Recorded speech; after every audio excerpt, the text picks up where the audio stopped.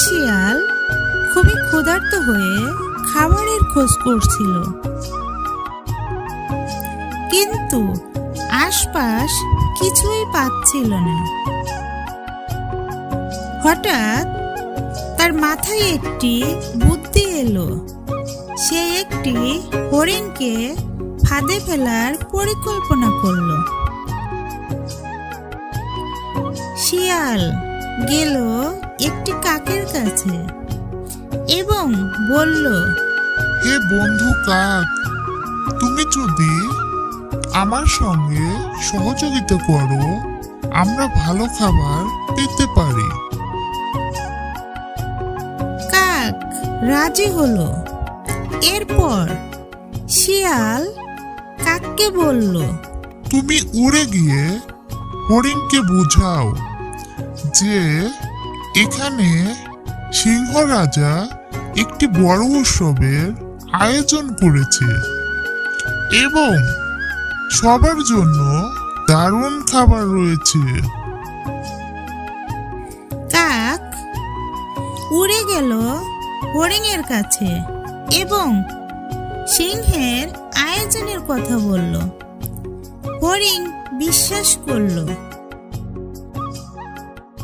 এবং কাকের সঙ্গে শিয়ালের কাছে চলে এলো। শিয়াল হরিণকে সিংহের সামনে নিয়ে এলো। সিংহ সুযোগ পেয়ে হরিণের উপর ঝাঁপিয়ে পড়ল, কিন্তু ঠিক সেই মুহূর্তে কাক বুঝতে পারল যে এই পরিকল্পনা তার জন্য বিপদ ডেকে আনতে পারে। সিংহ একবার শিয়ালকেও ফাঁকি দিয়ে ধরার চেষ্টা করেছিল। কাক তখন শিয়ালকে সতর্ক করল, তুমি নিজে নিরাপদ নও। সিংহ শুধু হরিণকেই নয়, তোমাকেও খেতে পারে।